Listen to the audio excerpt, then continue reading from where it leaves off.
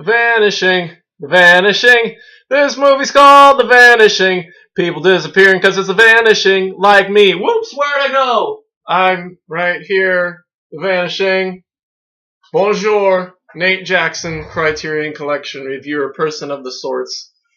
Number 133, George Sluizer's The Vanishing, or Spoorloos. I kind of like Spoorloos, but it's definitely better than the title of the trailer gave, the man who wanted to know, or something like that. That's what the original theatrical trailer said. It was called The Man Who Wanted to Know, or something like that. Oh man, talk about what the heck did I just watch? Oh boy, I thought the ruling class was freaky, but oh boy, oh chilling. So I'm not going to say much about this one because it's pretty trippy, and you got to see it for yourself. 1988, 106 minutes, French and Dutch. Basically, it's about this couple who are going on a trip. They're going on a vacation, and they make these little stops at the gas stations. And all the while, this guy's been following them, and he promises to,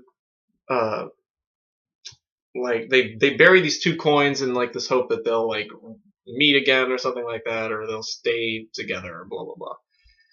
Anyway, she goes in for drinks in this gas station, and she never comes back, and he freaks out, and so he starts looking around for he asks everybody he knows.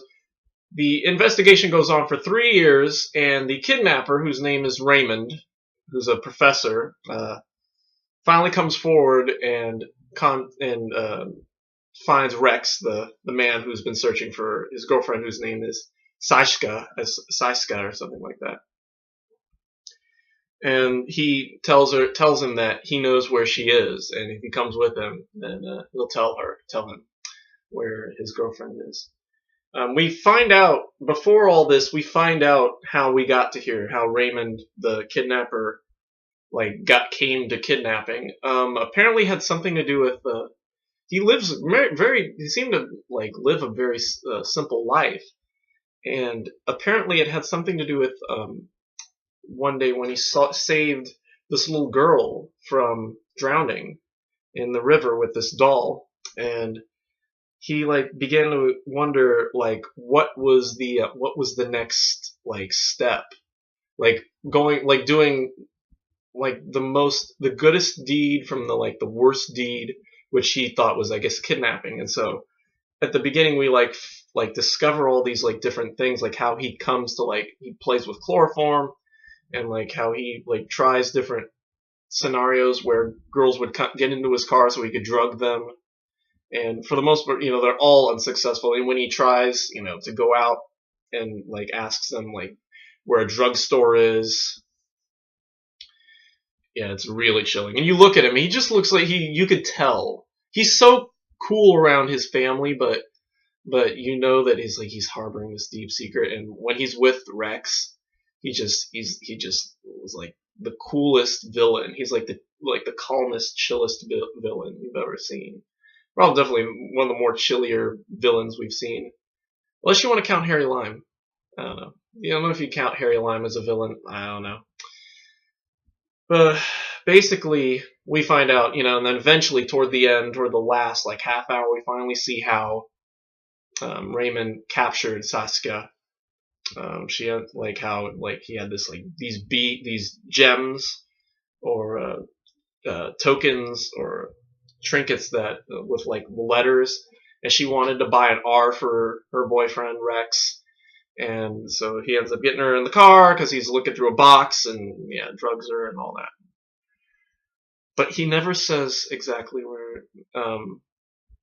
He never explains exactly where it is, and he brings him out to the gas station, or the tree where it all began, and he gives him this drug with the coffee in his coffee, and he says that if he takes it, he'll tell him exactly where his girlfriend is.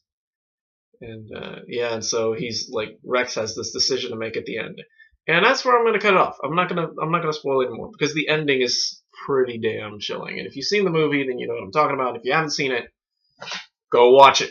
Go check it out, and do it now. They just re-released this, so it's in print. It's with I don't know. I don't know which is a cooler cover. I like this cover. I like the black and the the lights, bending up. The new cover is like totally blue and it's like got white dots that like one of those, I forget what they're called. They're like one of those spectral image things that like when you pull it away, you can see like from a far distance the dots like better picture like the image it's supposed to be representing, and it's like a picture of Sasuke. So like when you pull it far away, you can see her face, but the closer you get it, they just look like a bunch of randomly placed dots. So yeah, I don't know, and I don't know which one's gonna. They're both really cool covers, and yeah, that's all I'm gonna say about this. It's a really chilling film. The the way it's told, it's a little confusing. It's a little dark. It's a little confusing, just like how we just suddenly jump to the past of Raymond's past with no real like. There's not really a setup as to how we got there. So that was my like kind of one criticism. I was like, wait, what's going on? But once I realized, oh, okay, this is how we're just seeing how he got to that point. How he prepared himself for this moment. So yeah, once he got that out of the way, we're golden. So that's all I'm going to say. I recommend you watch this because I'm not telling you the ending. I'm not going to tell you how it ends. I don't remember if I told you how Diabolique ends. I mean, Diabolique's ending. Oh. I don't know. This is nowhere near as good as Diabolique, but it's decent. I kind of dug it. B plus. B plus. Chilling. Sasuke, played by Johanna. What's her name? Johanna Tersteeg. Gorgeous. No wonder she got kidnapped, because she is gorgeous. Oh my god. Anyway, and yeah, B plus. It's a little dark, good. And I actually plan on having a better intro with involving a. No, I'm not going to say what it is, even though you probably are. Yeah. If I told you about my original beginning to this review, then I would spoil pretty much everything. Spoil the ending. So I'm not going to stop. I'm just going to stop talking there. B plus, get it, watch it. Special features only the trailer, but the new version has an interview with the director George Sluzier and an interview with Johanna Ter Steeg. So probably worth it for that. It's definitely got to get that new version just for those interviews. So, and I'm being serious about that. So yeah, it's still on hold for me. So I will do a supplement review as soon as, like, probably really soon. I think I'm only 2 holds right now, so I'll be getting it by the end of February. I should have it. So you'll see me soon with a little short interview, a supplement wrap up of the new 2014 release. And yeah, that's it. So B plus, Vanishing, get it, watch it, and be amazed. All right, so that's it for me for this week or so. Next, number 134. We got Azusa Pacific doing it again. Haxon with Witchcraft Through the Ages. We'll get to this one. We'll do this one Monday, the 19th. Monday, the Martin Luther King Day. What better way to celebrate civic leader of civil rights than with a movie about witches, a double feature about witches. And then we got right here we got the Alfred Hitchcock trilogy. We got Spell, the Notorious, and Spellbound, and Rebecca, and all that good stuff. So now I didn't realize how many bonus features were on Rebecca. This looks like this will take quite a while. So my plan was to do these all in 1 week, all 3 movies in 1 week. But I'm thinking I may have to put that off till next week. So Spellbound will be done the Sunday the 25th, Rebecca the 26th, and Notorious the 27th. If I've got those in order. I don't remember if those are the order. I think they are. But yeah, so Rebecca's going to have to be saved for a day that I have pretty much the whole day for, like Sunday or Monday.